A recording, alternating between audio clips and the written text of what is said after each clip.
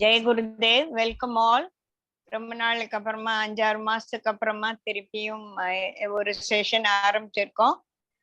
Let's have a prayer first. ஓம் சஹனாவவது சஹனௌ புனக்து சஹ வீர்யம் கரவாவஹை तेजस्विनावतीतमस्तु मा विद्विषावहै। ओम शांति शांति शांति.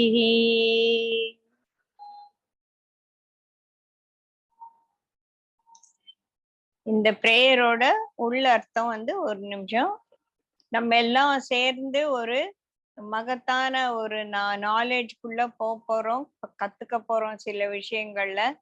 இதுல சொல்றவங்களுக்கோ கேட்பவர்களுக்கோ மனதுல ஒரு நெருடலும் ஒரு தவிப்பும் இல்லாம ஒரு நிம்மதியா உட்கார்ந்து கேட்கறதுக்காக நம்மளுடைய உடம்பு, நம்மளுடைய சுற்றுப்புறம் எல்லாமே ஒரு பீஸ்ஃபுல்லா இருக்கணும். அப்பதான் எது ஒன்றும் நம்மளால கிரகிக்க முடியும்.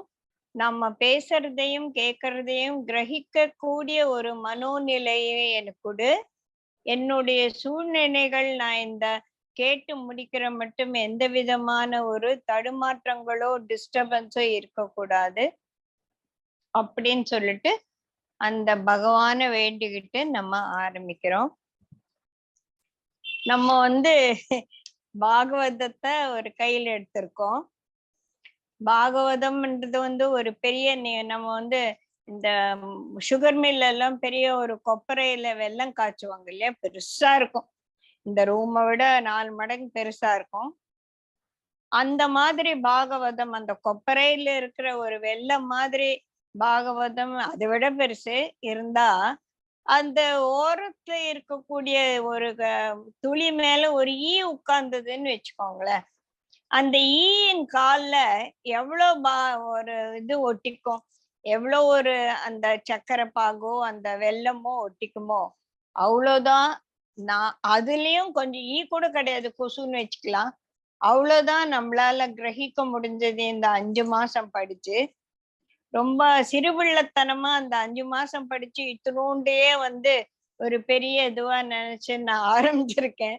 கிருஷ்ணர் என் மேல கோச்சிக்காம எனக்கு ஏதோ ஒரு பாகவதத்தை பத்தி ஒரு பரிச்சயம் எல்லாருக்கும் ஏற்படுத்தலாம் அப்படின்ற ஒரு எண்ணம் தான்.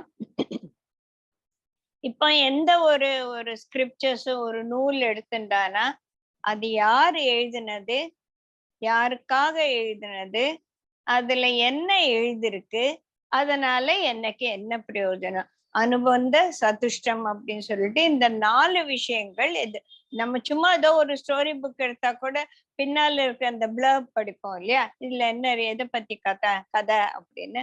அந்த மாதிரி முதல்ல இந்த பாகவதம்ன்றது என்ன, அது யார் எழுதினது, யாருக்காக எழுதினது, அத படிச்சா எனக்கு என்ன கிடைக்கும், இந்த விஷயத்த நம்ம பார்க்கலாம்.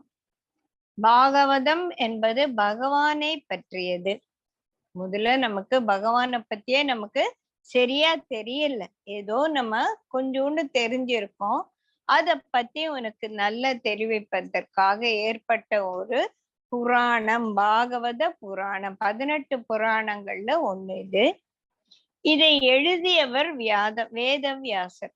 நான் கொஞ்ச நாளைக்கு முன்னால வேதவியாசர் லெஜெண்ட் அப்படின்னு த லெஜெண்ட் வேதவியாசர் நான் ஒரு வீடியோ போட்டிருந்தேன்.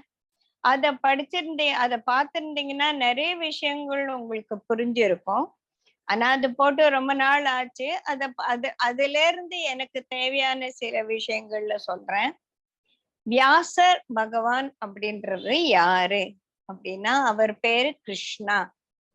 அவர் பேரு கிருஷ்ணா. அவர் கிருஷ்ணரோட ஒரு ஆஸ்பெக்ட் அப்படின்னு சொல்லலாம். அவர் ஒரிஜினல் பெயர் கிருஷ்ண துவைபாயனர். அதாவது ஒரு யமுனா நதியில ஒரு தீவுல அவர் பிறந்தார். அப்படி 2 பக்கமும் நதி ஓடிட்டு இருக்கும் போது அந்த ஒரு நடுவுல இருக்கக்கூடிய ஒரு சிறு மணல் திட்டு, அதுதான் தீவுன்னு பேரு. அதுல அவர் பிறந்ததால துவைபாயனர் 2 பக்கமும் நதி ஓடிட்டு இருந்துச்சு. அவர் ஏன் அங்க பிறந்தார் அப்படின்னா, யாருக்காக பிறந்தார்? யாருக்கு பிறந்தார்? அவங்களோட பேரண்ட்ஸ் இருக்கணும் இல்லையா? பராசரர் அப்படின்ற ஒரு பெரிய மகரிஷி. அவர் அந்த நதிய கடக்கிறதுக்காக ஒரு பரிசல்ல ஏறுறார். அந்த பரிசல் ஓட்டி தான் சத்தியவதி என்ற ஒரு மீனவ பெண். சத்தியவதி தான் நம்ம அப்புறமா சந்தனு மகாராஜாவை கல்யாணம் பண்ணிட்டு மகாபாரதம் அல்ல அதுல வரக்கூடிய அதுக்குள்ள போனான்னு அது அப்படியே போயிடும். சோ சத்தியவதி என்பவ ஒரு மீனவ பெண். அந்த மீனவ பெண் படகு பரிசில் ஓட்டிட்டு இருக்கும்போது அதுல பராசரர் இருக்கார். அந்த நடு தீவுக்கு போன அப்புறமா அவர் ஒரு விஷயம் சொல்றார், இந்த பாருமா, நான் உனக்கு ஒரு குழந்தைய கொடுக்க போறேன். அந்த குழந்தை உன்னால வளர்க்கப்படாது. அது பிறந்த உடனே அது மாயமாயிடும். ஆனா உன் வாழ்க்கையில அது ஒரு நாள் உனக்கு தேவைப்படும். அப்ப உனக்கு அது ஹெல்ப் பண்ணும். அந்த குழந்தை உன்கிட்ட சேரும். நீ பிரார்த்தனை பண்ணிண்டா அந்த குழந்தை உனக்கு வரும் அப்படின்னு சொல்லிட்டு அப்படி பிறந்தவர் தான் வியாசர், கிருஷ்ண துவைபாயனர். இவர் என்ன பண்ணாரு? இவருக்கு எதுக்கு பகவான் வியாசர் பேரு, வேத வியாசர் பேரு அப்படின்னா, அவர் பகவான ரொம்ப வேண்டிக்கிட்டு இந்த உலகம் உய்வதற்காக இந்த பிரபஞ்சத்தை பத்தி ஒரு நாலேஜ் அது எங்க இருக்கும், அது எல்லாருக்கும் எனக்கு வேணுமே அப்படின்னு சொல்லிட்டு அவரு கேட்கும்போது, அது ஒரு மலை. பகவான் சொல்றார், அந்த பாரு அங்க ஒரு மலை இருக்கு பார், அது பூரா ஞானம்தான், நீ எவ்வளவு வேணா எடுத்துக்கோ அப்படின்னு சொல்ற. நம்ம இந்த பீச்சுக்கெல்லாம் போனோம்னா குழந்தைங்க மணல்ல வீடு கட்டி விளையாடும். அதோட குட்டியூண்டு கையில மணல் கொண்டு ஒரு வீடு கட்டும் இல்லையா? அந்த மாதிரி இந்த மலை மாதிரி இருக்கக்கூடிய இந்த ஞானத்தை அவர் போய் எடுக்கிறார். அவரால 4 பிடி தான் எடுக்க முடிஞ்சது. அந்த 4 பிடியில வந்ததுதான் 4 வேதங்கள் அப்படின்னு சொல்ற ரிக்வேதம், யஜுர்வேதம், சாம வேதம், அதர்வண வேதம் அப்படின்ற இந்த 4 வேதங்கள். இந்த வேதங்கள் எங்கேன்னு வந்ததுன்னா அது பகவானோட மூச்சு காத்து அப்படின்னு சொல்லுவாங்க. அது இருக்கு, இட் இஸ் தேர். இப்ப நீங்களாமா எங்க மெட்ராஸ்ல நிறைய பேர் இல்ல, எங்க வீட்டுல இல்ல. ஆனாலும் உங்களுக்கு இது தெரியறதுன்னா எங்கேருந்து வந்ததுன்னா it is there as a cosmic vibration. அந்த வைப்ரேஷனை நீங்க டவுன்லோட் பண்ற மாதிரி உங்ககிட்ட ஒரு எக்யூப்மெண்ட், ஒரு டெக்னிக்கல் எக்யூப்மெண்ட் இருக்கிறதுனால நம்மளால பார்க்க முடிஞ்சது, கேட்க முடியறது, பார்க்க முடியறது, எல்லாம் ரெக்கார்ட் பண்ண முடியறது, எல்லாத்தையும் முடியும். இந்த மாதிரி அந்த காலத்துல பகவானுடைய மூச்சா வந்த அந்த வேதங்கள்ல பெரிய மகரிஷிகள் அவர்களுடைய ஞானத்தால அத அவங்களுக்கு தெரிவிக்கப்பட்டது. ஒவ்வொருத்தருக்கும் ஒவ்வொரு விதமான. இப்ப நம்மளாம் இந்த ஜூம் பார்த்துட்டு இருக்கோம். இப்ப யாரோ ஒருத்தர் வேற ஒரு வேலை பண்றவங்க அவங்களோட ஆபீஸ் ஜூம்ல இருக்கலாம். சிலர் யூடியூப்ல பார்த்துட்டு இருக்கலாம் இல்லையா? இது எல்லாமே ஒரே காஸ்மிக் எனர்ஜியா இருக்குது. அந்த மாதிரி மகரிஷிகள் ஒவ்வொருத்தரும் அவங்களுக்கு எது டவுன்லோட் ஆச்சோ, அந்த எக்யூப்மெண்ட் எதை டவுன்லோட் பண்ணித்தோ அந்த மாதிரி அவர்கள்லாம் இந்த ஞானத்தை எடுத்து தங்களுடைய சிஷ்யர்களுக்கு சொல்லி கொடுத்தாரு அப்படின்னு சொல்லலாம். அந்த மாதிரி வேதங்கள் வந்தது. இந்த வேதங்கள் எப்படி நான் அந்த வீடியோல போட்டிருந்தேன். இந்த வேதங்கள்ல என்னன்னா ரொம்ப கஷ்டமானது. எல்லாருமே சாதாரண மனுஷர்கள் படிச்சு புரிஞ்சு கொள்ளக்கூடிய ஒரு விஷயம் இல்ல. ரொம்ப ஹைலி இன்டெலிஜென்ட் பீப்புளால் தான் அதை கிரகிச்சுக்க முடியும். அது எப்படின்னா ஒரு பெரிய வெள்ளைக்கட்டி, ஹார்டன்டு வெள்ளைக்கட்டி அப்படின்னு வச்சுட்டானா அத கொஞ்சம் சுலபமா அதுல இருக்கிற விஷயங்கள்ல எடுத்து கொடுத்ததுதான் பிரஸ்தான திரயம் அப்படின்னு சொல்லக்கூடிய உபனிஷத்கள், பிரம்மசூத்திரம், பகவத்கீதை. உபனிஷத் சொன்னா அது இன்னும் கொஞ்சம் பொடி செய்யப்பட்ட ஒரு வெள்ளன்னு வச்சுக்கலாம். பிரம்மசூத்திரம் அது அவர் அரவண பாயாசம்னு வச்சுக்கலாம் அப்படின்னு எல்லாம் சொல்லுவாங்க. பகவத்கீதை நமக்கெல்லாம் நானே எடுத்து சாப்பிடக்கூடிய ஒரு பாயசம் மாதிரி இருக்கு அப்படின்னு சொல்லலாம். ஆனா இத கூட மக்களுக்கு இன்னும் எளிமையா ஆக்கணும்னு சொல்லிட்டு இது எல்லாமே இந்த 4 வேதங்களை வகைப்படுத்தியவர் வேதவியாசர். அதனால்தான் அவருக்கு வேதவியாசர்னு பேரே வருது. இதுல இருக்கிற விஷயங்கள் இன்னும் பாமர மக்களுக்கு போய் சேரணும் அப்படின்னு சொல்லிட்டு மகாபாரதத்துல கிருஷ்ணரோட வாய்ஸ்லேந்து வந்த அர்ஜுனனுக்கான வந்த அந்த பகவத்கீதைய வைக்கிறார். ஆனாலும் இன்னும் கொஞ்சம் ஒரு கதை விஷயமா கதைங்களா சொன்னானா இவங்களுக்கெல்லாம் புரியுமே அப்படின்னு சொல்லிட்டு 18 புராணங்கள் அவர் எழுதுறாரு. அந்த 18 புராணங்கள்ல முக்கியமானது இந்த பாகவத புராணம். ஒவ்வொரு வைணவர்கள் வீட்டிலையும் கட்டாயம் இருக்கக்கூடியது அப்படின்னு சொல்றாங்க. இந்த பாகவத புராணத்துல என்ன இருக்குன்னா அது 4 விதமா சொல்லலாம். அதுல ஸ்டோரிஸ் கதைகள் மூலமா இருக்கு. எல்லாருக்குமே எப்பவுமே கதை மூலமா ஒரு விஷயத்த சொன்னா ஈஸியா புரியும் இல்லையா? அந்த மாதிரி கதைகள் இருக்கு. அதுல சில மிஸ்டிசிசம் அப்படின்னு சொல்லக்கூடிய சில மாயாவாதங்கள் மாதிரி இருக்கு. அதுதான் கிருஷ்ணலீலா பூராவே அப்படித்தான் இருக்கு இல்லையா?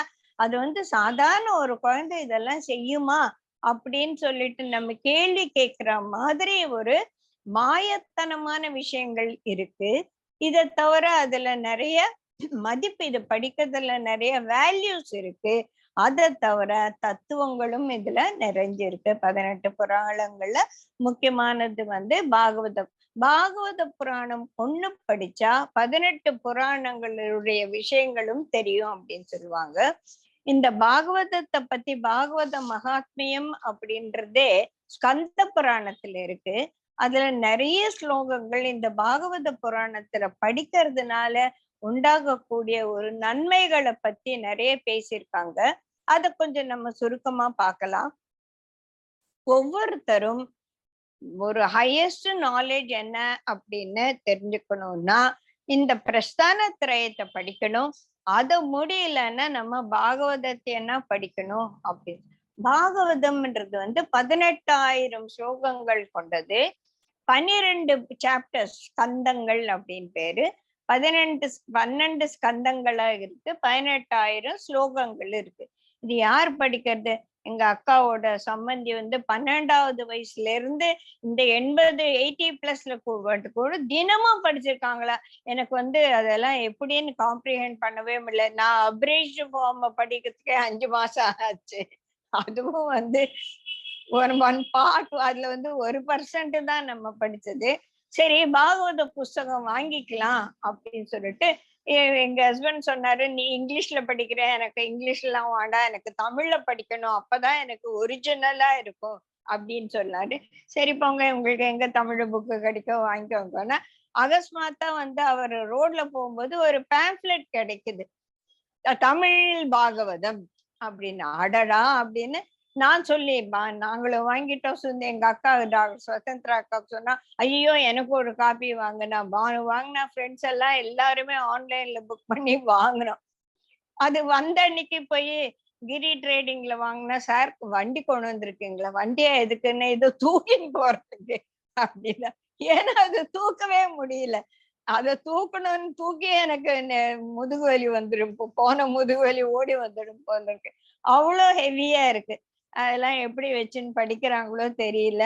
அது பார்த்தானா ஸ்லோகங்களா இருக்கு. தமிழ்ல ஸ்லோகம், தமிழ் லிபியில அதே சான்ஸ்கிரிட் ஸ்லோகம் வச்சிருக்காங்க. அது என்னைக்கு நான் படிப்பேனோ தெரியல. அதை எடுத்துன்னு போய் நானு பூஜையில வச்சுட்டேன்.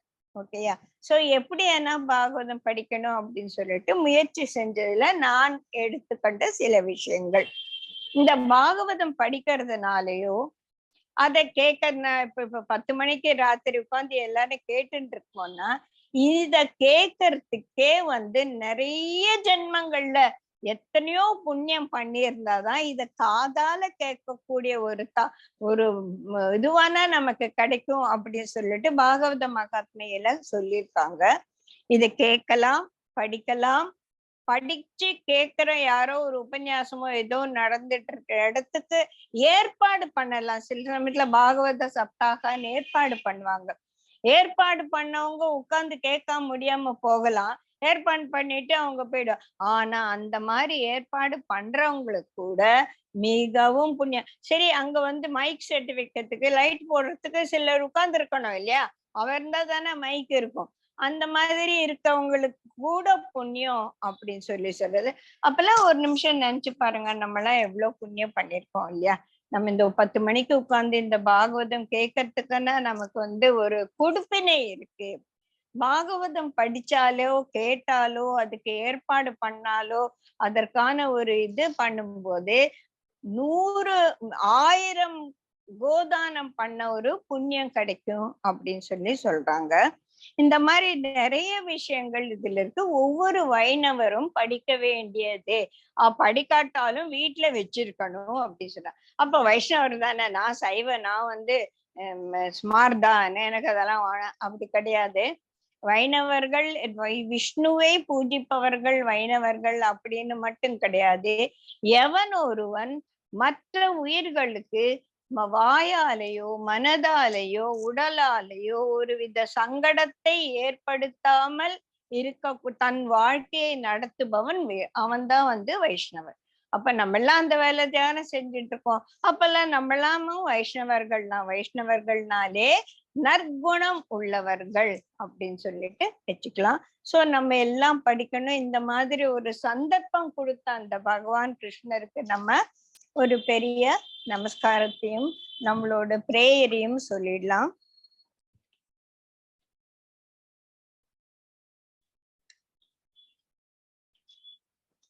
நீங்க அன்மியூட் பண்ணிக்க வேண்டாம்.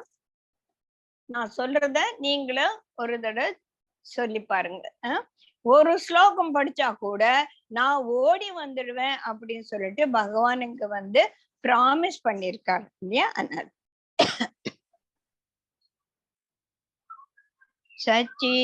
சச்சிதானந்த ரூபாய சச்சிதானந்த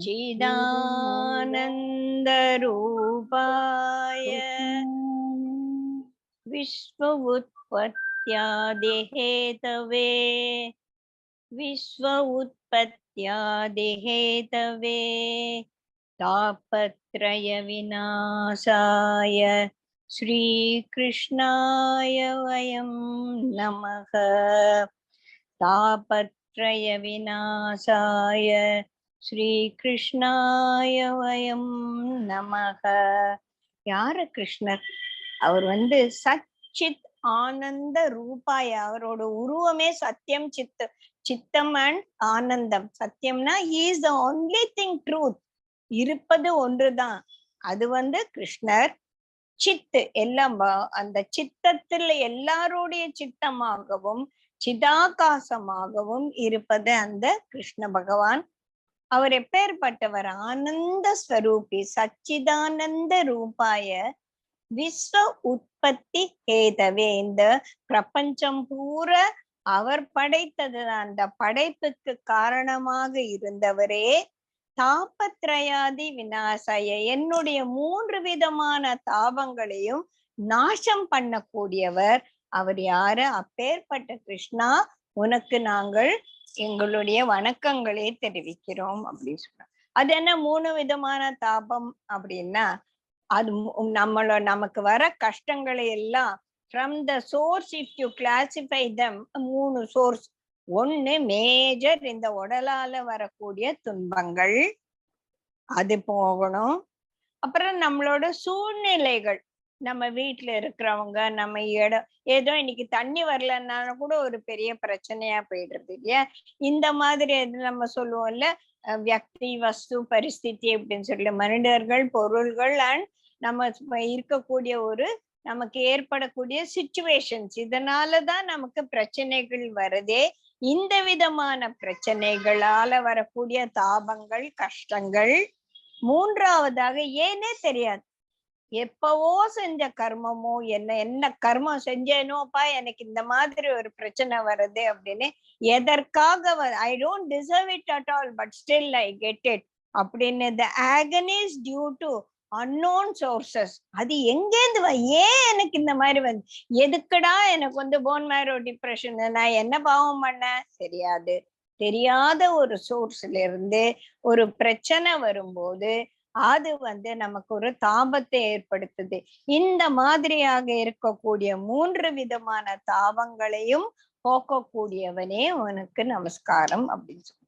சரி, வியாசர் எதுக்காக இந்த பாகவதத்தை எழுதினார் அப்படின்னா, அவர் தான் வந்து கிளாசிபிகேஷன் ஆஃப் வேதா பண்ணாரு, எல்லாம் பண்ணாரு. அப்ப கூட அவர் வந்து மகாபாரதம் எழுதி முடிச்சார். லட்சமான ஸ்லோகங்கள் எழுதி முடிச்சு அவர் ரொம்ப சோகமா உட்கார்ந்துருக்கார். அப்ப நாரதர் வந்திருக்க, ஏன்பா இவ்வளவு பெரிய விஷயம் எல்லாம் செஞ்சுட்டு நீ ஏன் இவ்வளவு சோகமா இருக்க? எனக்கு அதான் அவங்க திராபத்திரையாதுல அவருக்கு ஒரு 3வது தாபம் வந்துருச்சு, ஏன்னே தெரியல, எனக்கு ரொம்ப டிப்ரெஷனா இருக்கு அப்படின்னு அவர் சொல்லும்போது நாரதர் சொல்ற, ஏன்னா நீ வந்து யுத்த காவியம் எழுதுற, மகாபாரதம் ஃபுல்லு யுத்தத்தை பத்தி யுத்த காவியம் பண்ண, நீ பகவானை பத்தி எங்க எழுதவே இல்லைல்ல, அதனால நீ பாகவத புராணம் எழுது அப்படின்னு சொல்லி சொன்னோன்னா அவருக்கு ஒரே சந்தோஷமாயிட்டு பாகவத புராணம் எழுதுறாரு. கிருஷ்ணர் அவரோட ஒரு அவதாரம் மகிமை எல்லாம் முடிச்சுட்டு அவர் திருப்பி போறார், அவரோட ஸ்வதாமாக்கு அவர் திருப்பி போறார். போகும்போது உத்தவ சொல்றான், ஐயோ நீ இந்த மாதிரி எல்லாம் போயிடாத, நீ எல்லாம் இல்லாட்டா எங்களால ரெடி ரெக்கனர் மாதிரி நீ இருக்கணும், நீ இருந்தாதான் நீ என்ன பண்ணும், தினம் தினம் உன்னை பார்த்து நான் வேலை பண்ண, நீ போயிட்டா நான் என்ன பண்றது, நீ போக கூடாது அப்படின்போது, நான் எங்கேயும் போக மாட்டேன், பாகவதத்திலையும் பகவத்கீதையிலும் நான் பிராணனா இருப்பேன் அப்படின்னு சொல்லிருக்க.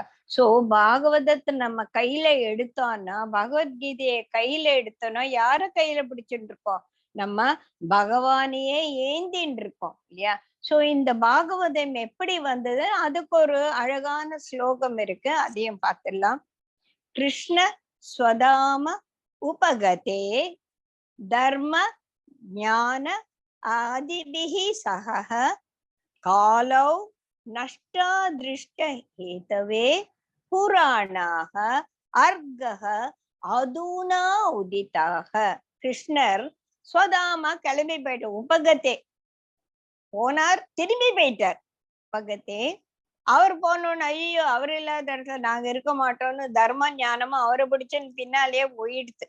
அப்போ இந்த காலம்னா இந்த கலியுகத்துல நஷ்டா திருஷ்ட கண் பார்வையே இல்லாத குருடர்கள் போல இருக்காங்களே, இவங்களுக்கு சற்று சூரிய உதயம் வந்தா எப்படி இருக்குமோ அந்த மாதிரி இந்த புராணம் அர்கஹ சூரியன் மாதிரி அதுனா உதிதாக. உடனே கிருஷ்ணர் கிளம்பி போன உடனே பாகவதம் ஸ்டார்ட் ஆயிடுது, அதுனா உதிதாக. அந்த மாதிரி சோ நம்ம கிருஷ்ணரையே தொட்டு கும்பிட்டு பேச்சு பழகிற மாதிரி ஒரு விஷயம்தான் இந்த பாகவதம். சரி, இதுல என்ன சொல்லிருக்கு, பகவானை பத்தி சொல்லிருக்கு, யாருக்காக சொல்லிருக்கு, அவரை பற்றி நன்றா தெரிஞ்சுக்கணும்னு ஒரு தாகத்தோடு இருக்கிறவன் யாருக்கு வேணாலும் இருக்கு. சரி, இத படிக்கிறதுனால எனக்கு என்ன கிடைக்கும்னா, நீ முதல்ல அன்பை பத்தி இப்பதான் தெரிஞ்சுக்க போற. நம்ம அன்புன்னு நினைச்சிட்டு இருக்கிறது எல்லாம் அட்டாச்மெண்ட், பற்று, அது கிடையாது அன்பு. உண்மையான அன்பு என்ன அப்படின்றது பாகவதத்தை படிச்ச உடனே உனக்கு புரிஞ்சிடும், நீ பகவானை பத்தி நல்லா தெரிஞ்சுடுப்ப. நம்பிக்கையோட கேட்பவங்க கிட்ட நான் ஓடி வந்துடுவேன். எப்படி ராமாயணம் படிக்கிற இடத்துல எல்லாம் அனுமார் இருப்பாராம், அனுமார் ராமர் கூப்பிட்டார், நீ வந்துடு என்னோட, உன்னை விட்டுட்டு போறதுக்கு எனக்கு மனுஷன் இல்லைன்னா இல்ல நான் வரமாட்டேன், எங்கெல்லாம் ராமகதை நடக்கிறதோ அதெல்லாம் நான் திருப்பி கேட்டுட்டு நான் உன் பேரை நான் ஜபிச்சுட்டே இருப்பேன், நான் உன்னோட வரல அப்படின்னு சொல்லிட்டாராமா அனுமார். அந்த மாதிரி பாகவதம் படிக்கிற இடத்துல எல்லாம் பிரகலாதன் போன்ற அதிபக்தர்கள் எல்லாம் ஓடி வந்துடுவாங்க. இப்ப நம்ம இங்க பாகவதம் படிச்சுட்டு இருக்கோம், உங்க ஒவ்வொரு வீட்லயும் பிரகலாதரும் பகவானும் வந்துட்டு, அப்பா இந்த குழந்தை பாகவதம் படிக்கிறது எனக்கு எவ்வளவு சந்தோஷமா இருக்கு தெரியுமான்னு அவர் இங்கேயே நின்று சந்தோஷப்பட்டு நமக்கெல்லாம் ஆசீர்வாதம் பண்ணிட்டு இருக்கார். சரி, இதுல என்ன இத பத்தி என்ன தெரிஞ்சுக்க போறோம்னா பகவானை பத்தி தெரிஞ்சுக்க போறோம். இதுக்குதான் நான் அந்த பகவானோட 5 நிலைகள் எங்க அக்கா போட்ட ஒரு வீடியோ போட்டேன், அது எல்லாரும் கேட்டிருப்பீங்க. பகவான் 5 நிலைகள்ல இருக்கிறாங்க. அந்த 5 நிலைகள் சுருக்கமா நம்ம பார்க்கலாம், டீட்டெயிலா வேணும்னா நான் வேணா திருப்பி போடுறேன், அதை நீங்க பாத்துக்கோங்க. அவங்க ரொம்ப அழகா டீட்டெயில்டா நல்லா எக்ஸ்பிளைன் பண்ணியிருக்காங்க, நிறைய எக்ஸாம்பிள்ஸோட எக்ஸ்பிளைன் பண்ணியிருக்காங்க. நான் சும்மா அது பேர் மட்டும் சொல்றேன். பரம், விபவம், வியூகம், அர்ச்சம் அண்ட் அந்தர்யாமி அப்படின்னு 5 நிலை. பரம்னா பரம்தாம், பெருமாள் இருக்கக்கூடிய விஷ்ணு லோகத்துல அவருடைய இடமானது பரம். அங்க யார் போகலான்னா, யார் ஜீவன் முக்தர்கள் இந்த உடம்பை விட்ட அப்புறமா அர்ச்சாதி மார்க்கமாக அங்க போய் அடையலாம் அப்படின்னு சொல்லி, நம்மளாம் போவோமோ போக மாட்டோமோ தெரியாது. இன்னொன்னு வந்து பார்க்கடல் யுகம். அந்த இடத்துக்கு யார் போலான்னா தேவர்கள் போலாம். அங்க போய் அவங்களோட குறைகள் எல்லாம் சொல்லுவாங்க. பகவான் அங்கேருந்து என்ன இன்ஸ்ட்ரக்ஷன்ஸ் எல்லாம், ஒரு ஹெட் ஆபீஸ் மாதிரின்னு வச்சுக்கோங்களேன். அதுக்கு அடுத்தது இந்த பூலோகத்திலேயே அவதாரம் எடுத்து எத்தனையோ விஷயங்கள், நல்ல விஷயங்கள் செஞ்சிருக்காங்க. அதுக்கு விபவம் பேரு. அப்போ இந்த அவதாரம் எடுத்தப்பெல்லாம் நம்ம கிருஷ்ண அவதாரம், ராம அவதாரம் முக்கியமா நம்ம சொல்றோம். இதெல்லாம் வந்து எடுக்கும்போது நான் இருந்தேனா தெரியாதே. இல்ல இப்ப இந்த கலியுகத்துல ஒரு அவதார புருஷன் வந்திருக்காரா தெரியாதே. நம்ம வந்து குருஜியே வந்து நம்ம சரியா புரிஞ்சுக்க மாட்டோங்கிறே. அவரும் என்ன மாதிரியே வந்து கைய கால வச்சுன்னு ஊருக்கெல்லாம் ஃபிளைட்ல ஏறி போயிட்டு வந்திருக்கேன்னு அவரும் என்ன மாதிரி தான் நினைச்சுக்கிறோமே தவிர, அவரை பத்திய உண்மையான தாத்பரியம் எத்தனை பேருக்கு புரியுதுன்னு தெரியல. எப்படி ஒரு உத்தவா சொன்னார் இல்லையா, நீ போயிட்டு அத ரெடி ரக்கனர் மாதிரி நீ இங்கே அந்த மாதிரிதான் நம்ம குருஜியும் நம்ம நடத்திட்டு இருக்கோம் இல்லையா. நான் எனக்கு அமெரிக்கால வேலை கிடைச்சிருக்கு, ஐஐடில எந்த வேலைக்கு போகிறது அப்படின்னு அதுகிட்ட அது போய் அவர்கிட்டயே கேட்பாங்க. அவரே சொல்லிட்டாங்க, இந்த பேர் இந்த மாதிரி இவனை கல்யாணம் பண்ணிக்குவான், அவனை கல்யாணம் பண்ணிக்குவான், கல்யாணம் பண்ணிக்குவான் வானாம, இந்த மாதிரி கேள்வி எல்லாம் கேட்காதீங்க. Choice is your, blessing is mine அப்படின்னு சொல்லி. சோ அந்த மாதிரி அவதார புருஷர்கள் நமக்குள்ளேயே இருக்காங்களா நமக்கு தெரியாது. இந்த தசாவதாரங்கள்ல எல்லாம் எடுத்தப்ப நம்மளா இருந்தோமா இல்லையா தெரியாது. ஏன்னா நமக்கு அந்த ஷடவாயுவால நம்மளோட பூர்வ ஜென்மங்கள் எல்லாம் மறந்து போயிடுச்சு. சோ அதனால எனக்கு தெரிஞ்சது பகவான் என்னன்னா, என்னுடைய பூஜை ரூம்ல இருக்கக்கூடிய அந்த உற்சவ மூர்த்திகள் தான். அதுதான் அர்ச்சா விக்கிரகம் அப்படின்னு சொல்லுவோம். சோ அத பத்தி சின்ன வயசுல நமக்கு ஒரு பரிச்சயம் ஏற்படுது. அம்மா சொல்றாங்க, குளிச்சுட்டு வந்தோன்னு போய் சுவாமி கும்பிடு, தப்பு பண்ணானா கண்ணு குத்தி. இப்ப எல்லாம் பசங்களுக்கு தப்பு பண்ணா கண்ணை குத்தின்னா சாக்கேட் சிரிப்பான். கண்ணாவது குத்துறது, அவர்கிட்ட என்ன ஆயுதம் இருக்கு அப்படின்னு அவர் கேட்பான். புல்லாங்குழல வச்சு கண்ணை குத்த முடியுமா அப்படின்னு எல்லாம் ஆர்கியூ பண்ணக்கூடிய புத்திசாலி குழந்தைகள் இப்ப இருக்காங்க. அதெல்லாம் நம்ம சொல்ல முடியாது. What ever it is. But அந்த கிருஷ்ணர் விக்கிரகத்துக்குள்ள இந்த இப்ப புராணங்கள்லாம் படிக்கிறோம். நம்ம வந்து ஜனனி அந்த சாக்கியத்துக்கு கிருஷ்ண லீலாவை பத்தி சொன்னான். அவன் ஒத்துக்க மாட்டான். என்னமா இது, பிறந்த குழந்தை இத்தினூண்டு கால் இருக்கு, அதுல எட்டி வச்ச உடனே சகடாசுரன் சத்து போயிட்டானா என்ன கதையா இருக்கே அப்படின்னு கேட்பான். சோ இந்த காலத்துல நம்ம அந்த கதைகளையே அதோட தாத்பரியத்தோட புரிஞ்சுக்கணும் அப்படின்னா, கிருஷ்ணரை நம்ம சன்னதியில் இருக்கக்கூடிய ஒரு விக்கிரகத்துக்குள்ள அவரை அடக்கிட்டார்னா, அப்போ என்னால என்ன செய்ய முடியுமோ அதுதான் அவர்கள், என் குழந்தை என்ன செய்யுமோ முடியுமோ அதுதான் அந்த குழந்தை செய்யும் அப்படின்ற லெவல்ல நம்ம மனது வந்து அங்கேயே வந்து நின்னுடுது. அதனால இந்த கிருஷ்ணலீலா எல்லாம் எப்படி தெரியறது அப்படின்னா, நமக்கு வந்து ஒரு மிஸ்டிக் ஸ்டோரிஸ் மாதிரி. மாயா கதை, மாயம் என்ன மாயஜால கதையெல்லாம் சொல்றியா அப்படின்னு சொல்ற மாதிரி ஒரு அது மாயாவாதமா போயிடுறதுனால பசங்க ஒத்துக்க மாட்டாங்க. சோ பசங்க ஒத்துக்கிறதோடு நமக்கு புரியுதா, நமக்கு புரிஞ்சாதானே, ஜனனிக்கு புரிஞ்சாதானே அத வந்து அந்த எனக்கு இவ்வளவு புரிஞ்சிருக்கு, இத வந்து நீ இந்த குழந்தைக்கு புரியுற மாதிரி சொல்லக்கூடியது. அரிசி பருப்பெல்லாம் இருக்கு, எல்லாத்துமே தான் நமக்கு அதுலதான் எல்லா வைட்டமின்ஸ் இருக்கு. ஆனா அதை வந்து பக்குவப்படுத்தி சாப்பிடக்கூடிய ஒரு நிலையில நம்ம அம்மா செஞ்சு தரா இல்லையா. அந்த மாதிரி இந்த ஞானத்தையும் அந்தந்த குழந்தைங்களுக்கு அந்தந்த வயசுக்கு ஏத்த மாதிரி சொல்லக்கூடிய ஒரு பக்குவம் அந்த பேரண்ட்ஸ்க்கு வரணும். இப்ப நம்மளே புரிஞ்சுக்கலன்னா எப்படி? சோ அந்த ஒரு புரிதலை தான் நம்ம இப்ப செஞ்சுக்கப்ப நம்ம முதல்ல புரிஞ்சுக்கலாம். கிருஷ்ணர் பூதகையை எப்படி வந்து ஹதம் பண்ணாரு, ஏன் ஹதம் பண்ணாரு, எதுக்காக இதெல்லாம் செய்யணும் அப்படின்னு சொல்லிட்டு நம்ம முதல்ல புரிஞ்சுக்கலாம். அதுக்காக தான் கிருஷ்ண லீலைகளோட இந்த தாத்பரியம் என்ற இந்த ஒரு டாபிக்க நம்ம எடுத்துட்டு இருக்கோம். சரியா? சோ இந்த அந்தர்யாமியா இருக்கிற நிலைய பெரிய ரிஷிகள்லாம் நான் உணர முடியும். அது அப்புறமா பாத்துக்கலாம். நமக்கு தெரிஞ்ச அர்ச்சா விக்கிரகத்துல இருக்கிற கிருஷ்ணரை பத்திய ஒரு புராண கதைகள்ல என்னெல்லாம் சொல்லியிருக்கு அப்படின்னு சொல்லிட்டு தான் நம்ம பார்க்க போறோம். சோ இப்ப நம்ம ஆரம்பிக்கலாம். இந்த 18 காண்டங்கள் சொன்னதுல 10வது காண்டம் பூரா கிருஷ்ணரை பத்தி 1500 பேஜ் இருக்கிற என்னோட புஸ்தகத்துல 500 பேஜுக்கு மேல வந்து 10ஆம் காண்டம் மட்டும்தான். சிலர் அதை மட்டும் முடிச்சாலே பாகவதம் முடிஞ்சிடுச்சுன்னு சொல்லுவாங்க. அது பூரா கிருஷ்ணருடைய கதைகள். வேரியஸ் ஸ்டேஜஸ், பிறந்ததுல இருந்து கோகுலத்துக்கு போய் வளர்ந்தது, கோகுலத்துல இருந்து எதுக்கு பிருந்தாவனம் போனாங்க, அங்க இருந்து அவர் மதுராபுரிக்கு போனது, துவாரகாவை அவர் நிர்மாணம் செஞ்சது, அப்புறமா வந்து நம்ம இந்த மகாபாரதத்துல ஒரு பார்ட்டேக் பண்ணிட்டு அதெல்லாம் பண்ணது, அதுக்கப்புறமா மறுபடியும் துவாரகால அரசனாக இருந்தது அப்படின்னு கிருஷ்ணரோட ஒரு வாழ்க்கை சரித்திரமா வந்து அந்த 10வது ஸ்கந்தம் இருக்கு. நம்ம வந்து முதல்ல அவரோட பிறப்புல இருந்து பார்க்கலாம். ஓகேயா?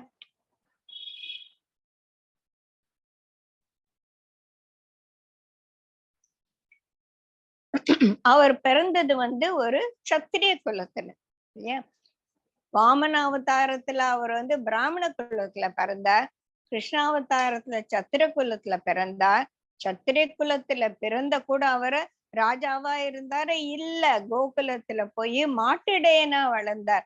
சோ இதுல இருந்து நமக்கு ஒரு விஷயம் என்ன தெரியுதுன்னா, நீ பிராமணனா இரு, சத்திரியனா இரு, சூத்ரனா இரு, வைசையான இரு, இது எல்லாமே நம்ம பகவத்கீதையில டீட்டெயில பார்த்திருக்கோம். பிறப்பால் வருவதில்லை, it all depends on our attitude.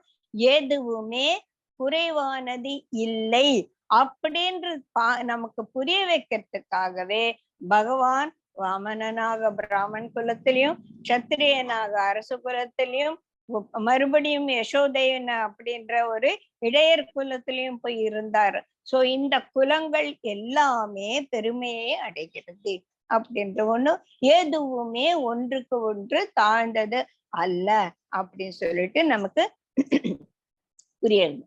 ஆச்சா? இவர் யாருக்கு பிறந்தா? தேவிக்கு வசுதேவருக்கு பிறந்தா. தேவிக்கு யாருன்னா கம்சனோட சிஸ்டரு. அது எடுத்துன்னு போய் காரகிரகத்துல போட்டு அந்த கம்சனுக்கு ஒரு எதிரியா வர போறதே, அவனை துவம்சம் பண்ண போறதே இந்த தேவகியோட 8வது குழந்தை அப்படின்னு சொல்லி சொன்னான். இந்த கம்சன் யாரு, அவனை எதுக்காக அவ்வளோ ஒரு ராட்சச குணங்களோட இருந்தாரு அப்படின்ற கதையெல்லாம் எல்லாருக்கும் தெரியும் இல்லையா? இருந்தாலும் ஒரு ஜெய விஜயர்கள் அப்படின்னு சொல்லிட்டு பெருமாளோட ஒரு வாசஸ்தலத்துக்கு காவல்காரர்களா இருக்காங்க. அவங்கள ஒரு சனத்குமாரர்கள் வரும்போது அவங்கள உள்ள விட மாட்டேன். சனத்குமாரர்கள் யாருன்னா பிரம்மாவோட ஒரு புத்திரர்கள். அவங்கெல்லாம் வந்து வினோதமா அந்த கதையில பாகவதத்துல இந்த கதை இந்த கதைன்னு போனா நம்ம பாயிண்ட்டுக்கே வரமாட்டோம், சுத்திட்டே இருப்போம். சரி, ஏதோ அவங்கள விட்டோம்னா அவருக்கு கோவம் வந்து அவங்கள சாபம் கொடுத்துட்றாரு. ஐயோ, நமக்கு நீங்களாம் போய் பூலோகத்துல பிறந்து கஷ்டப்படுங்க அப்படின்னு போது அவங்க பகவானை போய் கால வேண்டு, ஐயோ இப்படி தெரியாம செஞ்சிட்டோம், எங்களுக்கு விமோச்சனமே இல்லையான்னா பகவான் கேக்குற, நீ 14 ஜென்மமா நல்லவனா இருந்து வரியா, இல்ல 3 ஜென்மத்துல கெட்டவனா இருந்து என்கிட்ட வரியா? ஐயோ, நான் எல்லா கொலபாதகமும் செஞ்சுட்டு 3 ஜென்மத்துல நான் உன்கிட்ட வந்துடுறேன் அப்படின்னு சொன்ன ராவணர், கும்பகர்ணர் ஒண்ணு. இந்த கிருஷ்ணாவதார் துவாபர யுகத்துல கம்சனாகவும் சிசுபாலனாகவும் பிறந்தாங்க. சோ இந்த கம்சனோட ரேட் ஆஃப் இது இன்க்ரீஸ் ஆகணும் இல்லையா?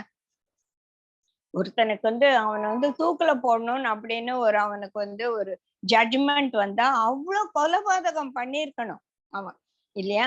அவன் சும்மா ஒரு ஆளை அடிச்சான்னு உன்னை தூக்குல போட முடியுமா? அவன் வந்து எல்லா விதமான அக்கிரமங்களையும் செஞ்சவனாக இருக்கும்போதுதான் அவனுக்கு அவ்வளவு பெரிய ஒரு தண்டனைய கொடுக்க முடியும். சோ அதனால இந்த கம்சன் ராட்சசனா வந்து பிறந்து எல்லா விதமான ஒரு கர்மங்களையும் செஞ்சு அவனோட அக்கௌண்ட்ல வந்து நெகட்டிவ் பாயிண்ட் ஏறிண்டே போனோம். அப்பதான் அவனை வந்து பகவான் கையால ஒரு ஹதம் பண்ண முடியும்.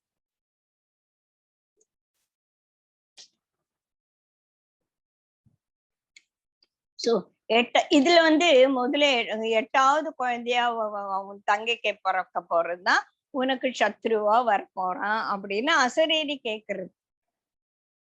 எனக்கு ஒண்ணு புரியல. அப்பவே எடுத்துன்னு போய் அவனை இது பண்ணிட்டு இருக்க வேண்டாமா? எதுக்காக ஹஸ்பண்ட் ஒய்ஃபும் ஒரே காராகிரகத்துல போட்டு 8 குழந்தைங்க பிறக்கணும்? அது தெரியாது. அதெல்லாம் பகவான் தான் ஆன்சர் பண்ணணும். முதல் குழந்தை பிறக்கிறது. இந்த முதல் குழந்தைய கொல்லுவானேன்? நாரதரோட வேலை அது. எது இது 8வது குழந்தையா முதல் குழந்தையா உனக்கு எப்படி தெரியும்? அப்படின்னு சொல்லிட்டு, சரி 8 பேர் 8 கல்லு வட்டமா வச்சுட்டு, இது எதுல 8வது கல்லு? இது 8வது கல்லு. இங்கேருந்து என்ன? இது 7வது கல்லு. இங்கேருந்து என்ன? இது 8வது கல்லு. Hello Murali, I will call you later. Okay, நான் கிளாஸ்ல இருக்கேன். ரைட்? அப்போ எது 8?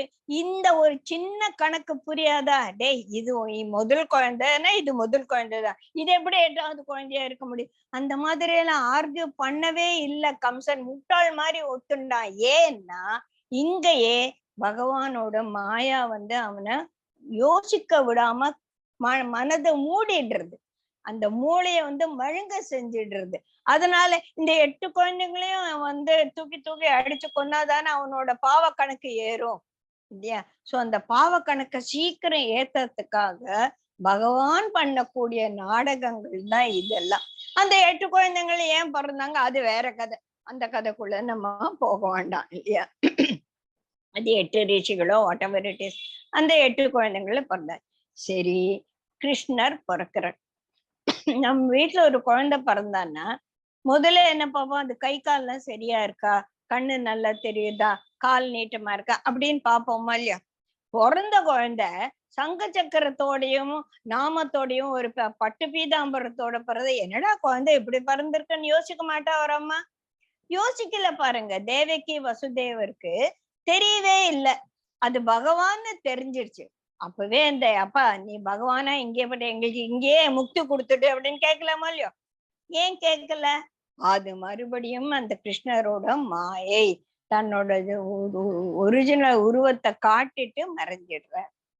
இந்த கிருஷ்ணாவதாரம் நமக்குதான் அப்படின்னு சொல்லிட்டு நம்ம தெரிஞ்சுக்கணும் அப்படின்றது. அதுக்கு ஒரு சின்ன ஒரு விஷயம் என்ன அப்படின்னு பார்த்தானா, வசுதேவர் அந்த குழந்தைய கையில எடுத்த உடனே அவர் கால் கையில இருந்த விலங்குகள் எல்லாம் பட்டு பட்டுன்னு உடஞ்சிடுறது. இது எதை குறிக்கிறதுன்னா, இந்த கிருஷ்ணாவதாரம் எனக்காக, கிருஷ்ணர் இந்த பூலோகத்துல பிறந்தது எனக்காக அப்படின்னு நம்ம ஒவ்வொருத்தரும் நினைக்கும் போது, எனக்காக கிருஷ்ணர் வந்திருக்காரு. அவரு இப்ப குருஜி நமக்காக வந்திருக்காரு. நமக்காக 5000 வருஷம் கழிச்சு நானே வெயிட் பண்ணிட்டு இருந்தேன் அப்படின்னு அவரே சொல்றாரு. அதெல்லாம் கேட்டுக்கிறோம், அதெல்லாம் புரிஞ்சுக்கிறோம். ஆனாலும் போய் நான் இவனை கல்யாணம் பண்ணிக்குவான் அவனை கல்யாணம் பண்ணிக்குவான்னு நம்ம கேட்டுட்டு இருக்கோம் இல்லையா?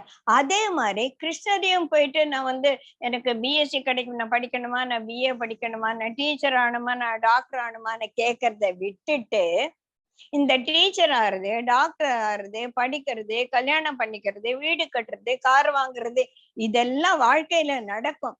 ஆனா எனக்கு இதெல்லாம் எனக்கு கொடுக்கறதுக்கா கிருஷ்ணர் அவதாரம் எடுத்து வந்துருக்காருன்னோ? அவரோட அவதார மகிமையே எனக்கு என்னை பத்தி தெரிவிக்கிறதுக்காக, நான் யார் அப்படின்றது எனக்கே புரியணுன்றதுக்காக மகோன்னதமான விஷயங்கள் கொடுக்க வந்திருக்கார். அத நம்ம தெரிஞ்சுட்ட உடனேயே நம்ம வாழ்க்கையில இருக்கக்கூடிய இந்த சம்சார சக்கரத்துல கால்ல மாட்டின்னு இருக்கோமே, அது பட்டுன்னு போயிடும். அப்படின்னா எனக்கு சம்சாரத்துல கஷ்டமே வராதா அப்படின்னு கேட்டா வரும். அந்த கஷ்டத்தை தாண்டி போறதுக்கான சக்தியையும் அவன் தான் கொடுப்பான். எப்போ நீ நம்ம கிருஷ்ணரோட கைய பிடிச்சுண்டு இந்த வாழ்க்கையோட இந்த இந்த சம்சார சாகரத்தை தாண்டறதுக்கு நீ ஒரு எனக்கு தெப்பமாக வா அப்படின்னு சொல்லும் போது நம்மளுடைய தழைகள் எல்லாம் நீங்கும். இததான் முதல் தாத்பரியமா நம்ம எடுத்துக்கணும். கிருஷ்ண பகவானே அவதாரங்கள் எல்லாம், அவதாரம்னா மேல இருந்து இறங்கி வந்திருக்காங்க. எதுக்காக வந்தாங்கன்னா நம்மளெல்லாம் உய்விப்பதற்காக, அப்படின்னா நம்மளை எல்லாம் படுத்துவதற்காக.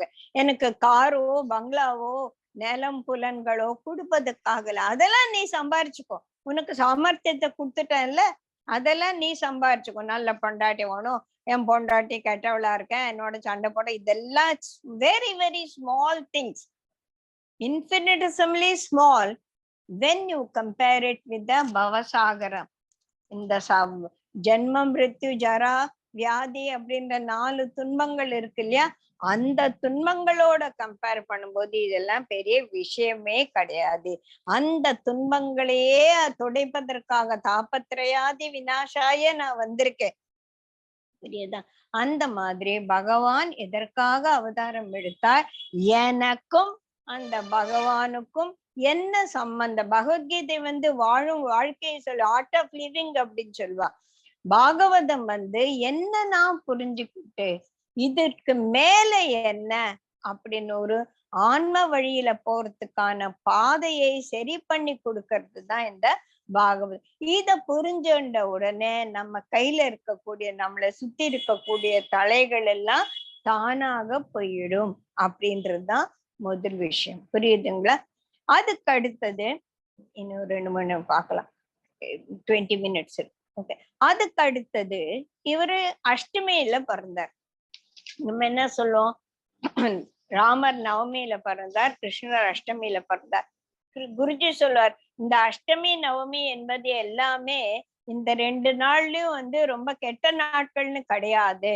கிருஷ்ணர் பிறந்தது அஷ்டமியில, ராமர் பிறந்தது நவமியில. அஷ்டமி நவமியில காரியம் பண்ணக்கூடாது அப்படின்னு நம்ம நினைச்சிட்டு இருப்போம். அந்த மாதிரி நினைக்க வேண்டிய அவசியமே கிடையாது. எல்லா நாட்களும் நல்ல நாட்கள் தான். இந்த அஷ்டமி நவமின்றது எதை குறிக்கிறது?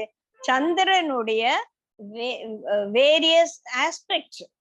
சந்திரன் மறையறதும் இல்லை, தேயறதும் இல்லை, குறையறதும் இல்லை, வளர்றதும் கிடையாது. அது அப்படியே தான் இருக்கு. நம்ம அதை வேற வேற வேற வேற ஆங்கிள் பாக்குறோம்.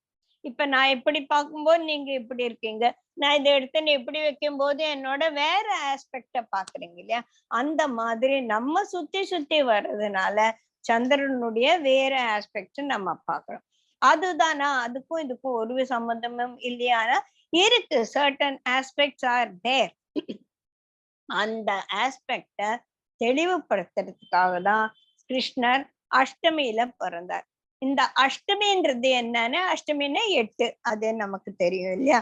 சோ இந்த அஷ்டமி அப்படின்னா என்னன்னா, கிருஷ்ணர் 8 விதமாக, நம்மள முதலே நம்ம பகவத்கீதையில பார்த்திருக்கோம் இல்லையா? பூமி, ஆப்ப, அனலோ, வாயு, கம், மனக, புத்தி ஏவச்ச அகங்காரம் இதியாம் பின்னா அஷ்டதயா அப்படின்னா, நான் உங்களுக்குள்ளே 8 விதமாக இருக்கிறேன்னு சொல்லிட்டாங்க.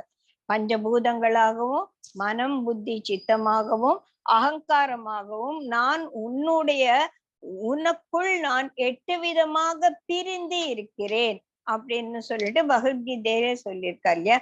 அந்த மாதிரி இது எனக்குள்ள வந்தது. இந்த பஞ்சபூதங்கள் என்பது உள்ளேயும் இருக்கு, வெளியிலயும் இருக்கு. இத பத்தி நம்ம நிறைய பார்த்திருக்கோம். இந்த பஞ்சபூதங்கள் அகங்காரம். அப்போ பிரகிருத்திலேயே அகங்காரம்னா ஒவ்வொன்றுக்கும் everything has a survival ஸ்கில்னு இருக்கு.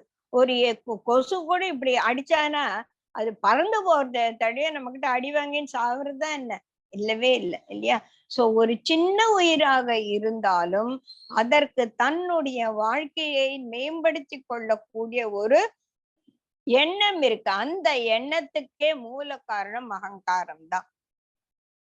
எதுக்குமே ஈவன் ஒரு பெரிய ஸ்டோன் எடுத்துட்டா கூட it has the capacity to occupy some space. எல்லாமே இது அகங்காரம் என்பது மேனிஃபெஸ்டட் ஃபார்ம்லயும் இருக்கு, அன்மேனிஃபெஸ்டட் ஃபார்ம்லயும் பிரகிருத்தில இருக்கு. சோ பஞ்சபூதங்களாகவும் அகங்காரமாகவும் மேனிஃபெஸ்டட் ஃபார்மாகவும் அன்மேனிஃபெஸ்டட் ஃபார்மாகவும் 8 விதமாக இருப்பதை குறிப்பதற்காக கிருஷ்ணர் அஷ்டமி அன்னைக்கு பிறந்தார் அப்படின்னு சொல்லுவோம். இந்த 8 நிலைகளையும், அந்த 8 நிலைகளுக்கும் கிருஷ்ணருக்கு என்ன சம்பந்தம்னா, அஷ்டமியில நான் பிறந்ததால இந்த 8ம் என் கட்டுப்பாட்டில் இருக்கிறது. பஞ்சபூதங்கள் அவர் கட்டுப்பாட்டுல இருக்கு. நம்மளோட அகங்காரம், the survival skill of any species is also under his control. அந்த மாதிரி மேனிஃபெஸ்டட் ஃபார்ம்லயே இவ்வளவு வித்தியாசங்கள் இருக்குன்னா, this manifested aspect of the prapancham is only infinitesimally small when compared to the unmanifested energy in the totality. So இதெல்லாம் என்னுடைய கட்டுக்குள் இருக்கு அப்படின்னு நமக்கு எடுத்து சொல்வதற்காக தான் அவர் அஷ்டமியில பிறந்தார்.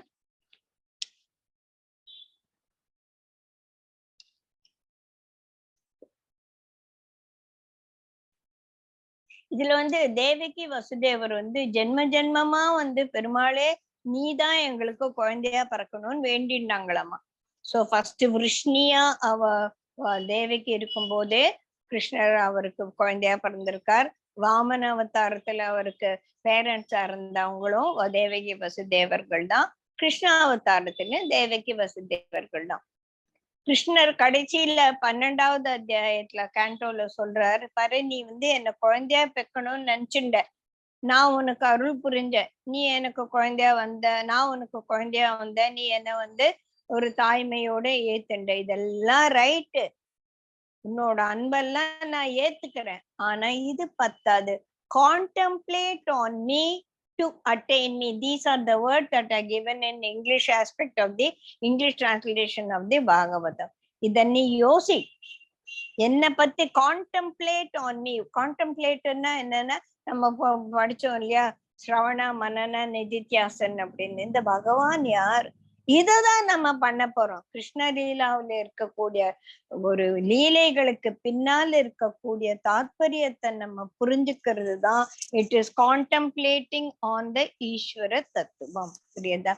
நீ இந்த மாதிரி பண்ண. அப்போ கடைசியில வசுதேவரும் தேவகியும் போய் நாரதர் கிட்ட கேக்குறார், இந்த மாதிரி என்ன கான்டெம்ப்ளேட் ஆன் மீன்னு சொல்லிட்டு அவர் போயிட்டாரு, வாட் ஷுட் ஐ டூ அப்படின்னு. இதே கேள்வி நீ நிமிந்த 3 ஜென்மமாவும் கேட்டுட்டு தான் இருக்க அப்படின்னு சொல்லிட்டு, நீ ராஜா நேமியா இருந்த போது 9 ரிஷிகள் உனக்கு இத சொன்ன. இத நம்ம கிருஷ்ணலீலாவுக்கு அப்புறமா இன்னொரு கிளாஸ்ல எடுத்துக்கலாம். அந்த 9 ரிஷிகள் சொன்ன தாத்பரியம் என்னன்னு அத நம்ம புரிஞ்சுட்டு, we have to understand it Krishna in an broader aspect. அப்பதான் நமக்கு அந்த புரிதலோட நம்மளால ஒரு பக்தி செலுத்த முடியும் அப்படின்றது ரொம்ப முக்கியமான விஷயம்.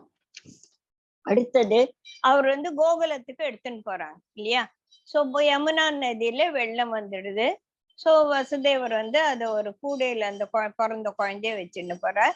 நாகதேவத்தை கொடையா பிடிக்கிறது. இந்த கதையெல்லாம் நமக்கு தெரியும். இவர் நடக்க நடக்க நடக்க யமுனால வெள்ளம் ஏறிண்டே போறது.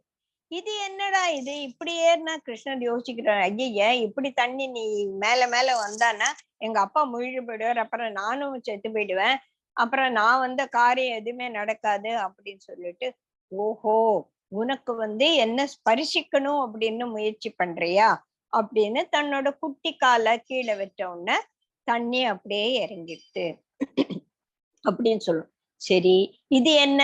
நம்மளோட அகங்காரம் நான் நான் நான் நான் சொல்லிட்டு ஏறும்போது, அங்க நம்ம ஒரு சரணாகதி அப்படின்னு வரும்போது நம்ம அகங்காரம் அப்படியே குறைஞ்சிடும். சோ இந்த அகங்காரத்தை ஹேண்டில் பண்ணவே முடியாது, அது நம்மள விடவே விடாது இல்லையா. ஏன்னா அதுதான் மாயா, கிருஷ்ணரோட மாயா தான் நம்மள அகங்காரத்தை விட்டு வைக்காம, நான் என்பது என்னதான் இருந்தாலும் இப்படி யாரானா இப்படி அப்படின்னு தான் நம்மளால சொல்ல முடியறது. யாரோ அடிக்கட்டும், நான் இந்த உடம்பில்லை, நான் இந்த ஆத்மா அப்படின்லாம் உட்கார முடியாது. காலையில கூட நம்ம கிளாஸ்ல தன்ராஜ் சார் எக்ஸ்பிளைன் பண்ணார் இல்லையா, எப்படி தான் என்பது அழியக்கூடியதே இல்லை. அது அழியணும்னா சரணாகதி ஒண்ணுதான்.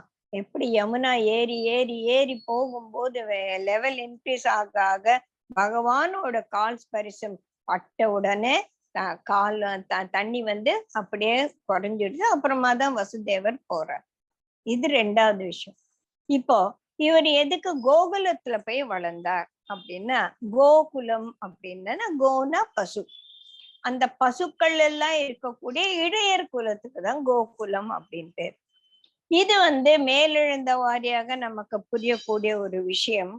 ஆனா சான்ஸ்கிரிட்ல ஒவ்வொரு வார்த்தைக்கும் அதோட பிரயோஜனத்தை பத்தி ஒரு நிறைய விதமான மீனிங் வரும். சான்ஸ்கிரிட்ல இதுக்கு தமிழ் எண் அப்படின்னு சொன்னானா, எண் அப்படின்னா யோசி, எண் அப்படின்னா நம்பர், எண் அப்படின்னா இது எண்ணு. இந்த மாதிரி ஒரு அந்த எண்ணுன்ற நம்ம வார்த்தைக்கு அதோட பிரயோஜனத்தை பத்தி விதவிதமான ஒரு கனோட்டேஷன்ஸ் அந்தந்த இடத்துல வரும் இல்லையா. அந்த மாதிரி கோன்ற வார்த்தைக்கு இன்னொரு முக்கியமான மீனிங் என்னன்னா சென்ஸ் ஆர்கன்ஸ், புலன்களினுடைய ஒரு தொகுதி. நம்மளுடைய புலன்கள், ஐம்புலன்கள், அப்புறமா வந்து கர்மேந்திரியங்கள், ஞானேந்திரியங்கள், மனது, புத்தி எல்லாமே all these things exist as an assemblage in our body.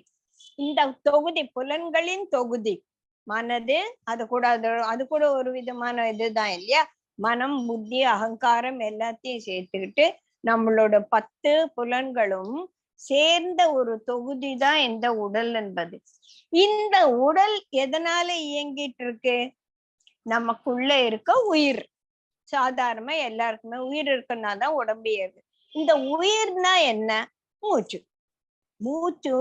உயிர், இதை எல்லாத்தையும் தாண்டி நம்மளோட புரிதல் என்னன்னா ஆத்மா.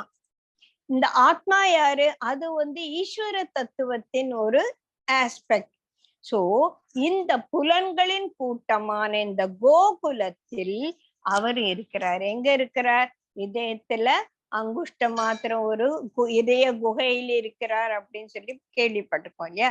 நம்ம இதயம் என்பது நம்மளோட பிசிக்கல் பயாலஜிக்கல் ஹார்ட்ங்கிறது இடம் பக்கம் இருக்கு. நம்ம கிளாஸ்ல வந்து நன்ராஜ் சார் கிளாஸ்ல கேள்விப்பட்டிருக்கோம் இல்லையா. அந்த இதயம் வந்து நம்மளோட ஸ்லைட்லி ரைட் சைட்ல இவ்வளவுதான் இருக்கும். அங்குஷ்ட மாத்திரம் ஒரு ஸ்பேஸ்.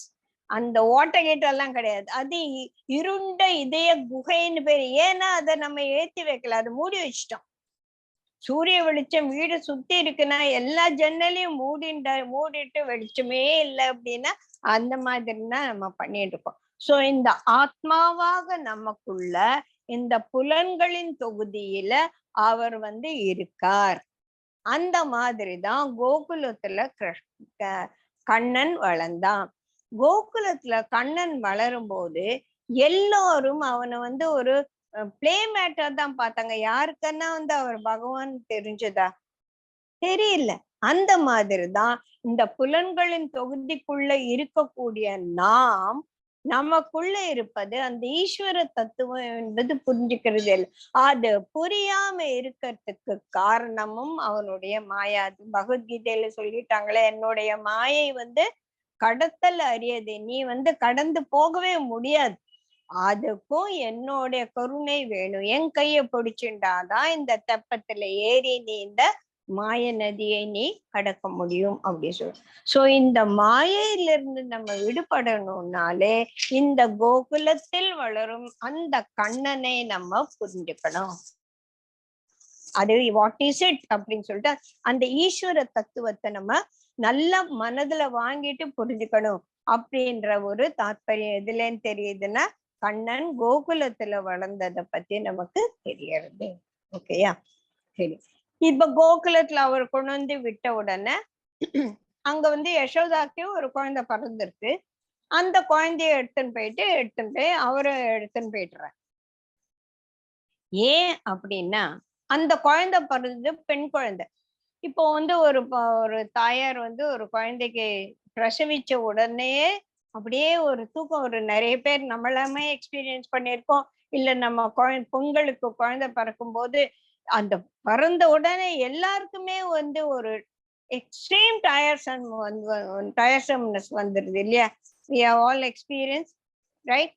வந்த உடனே என்ன நடந்ததுன்னு அந்த மாதிரி யசோதா குழந்தை பிறந்த உடனே அந்த அம்மா தூங்கிட்டாங்க. தூங்கல, ஒரு மயக்க நிலைக்கு போயிட்டாங்க. தனக்கு பிறந்தது பெண் குழந்தையா ஆண் குழந்தையான்னு கூட அவங்களுக்கு தெரியல.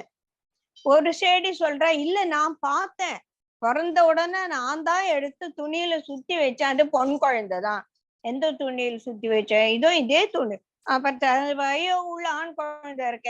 இப்ப பிறந்த குழந்தைய பெண் குழந்தையா ஆண் குழந்தையா அப்படின்னு கூட தெரியாத அளவுக்கு அந்த கிருஷ்ணனோட மாயை எல்லாரையும் குழப்பிடுது.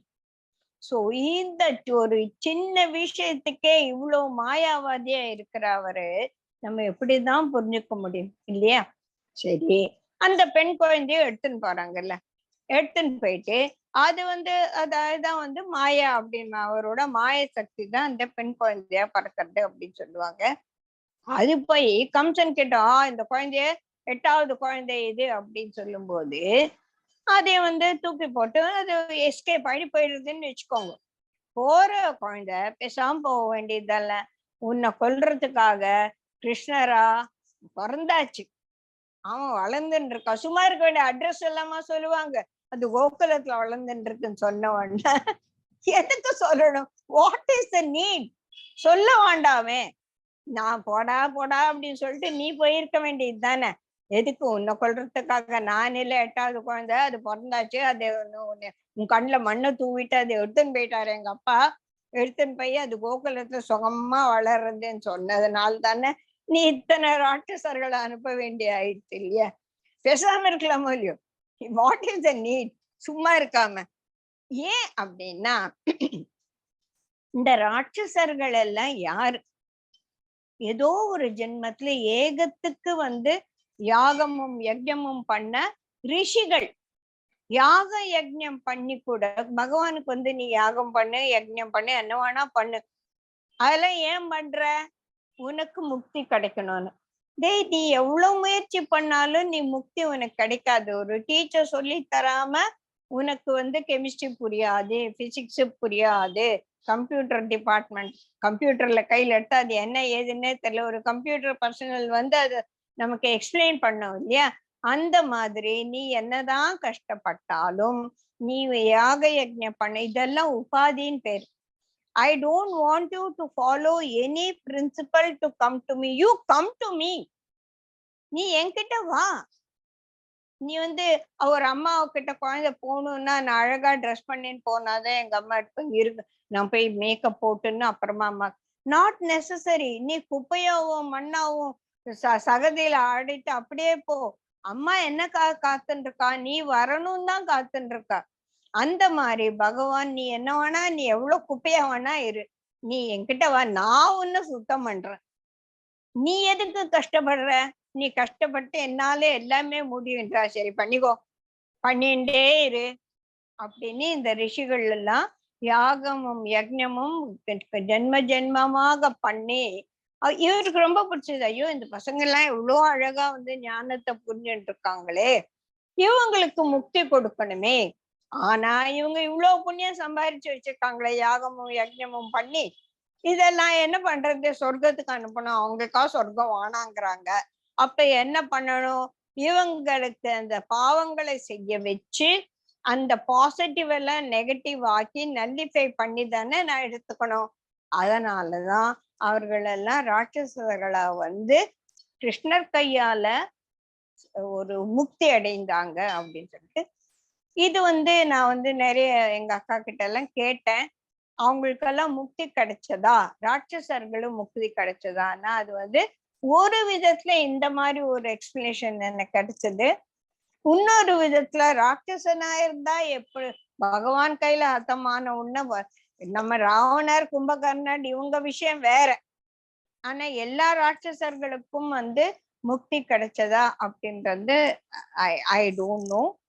உங்களுக்கு யாருக்கானா தெரிஞ்சவங்க, ஒரு சிஎஸ், ஒரு பெரிய உங்களோட ஆச்சாரியர்கள் யாரானா இருந்தானா கேட்கலாம். நானும் தேடிண்டே தான் இருந்தேன். எனக்கு அதை பத்தி கிளாரிட்டி கிடைச்ச உடனே நான் சொல்றேன். சரியா? இதுக்கப்புறமா இப்ப மணி 9 போறது. இதோட நம்ம இன்னைக்கு நிறுத்திக்கலாம். நம்ம லீலைகளை பத்தி இன்னும் அடுத்த வாரத்துல இருந்து நல்ல பார்க்கலாம். ஓகே, ஜெய் குருதேவ். ஏதோ யூஸ்ஃபுல்லா இருந்திருக்குன்னு நினைக்கிறேன். Thank you so much.